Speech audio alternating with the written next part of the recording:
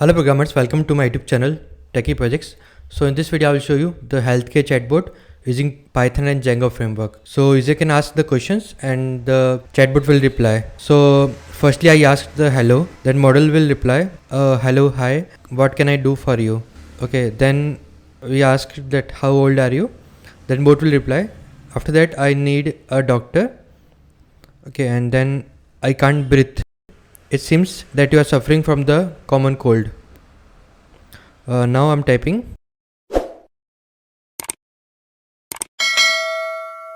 Let's copy from dataset. Like I have a headache and sore throat. What could be the cause? Both reply in 3 sections. Like first, medicine you can consume, prevention you must follow, and it will give the suggestion for the consuming the food. This project developed using Python programming language, and Django web framework is used to develop user interface.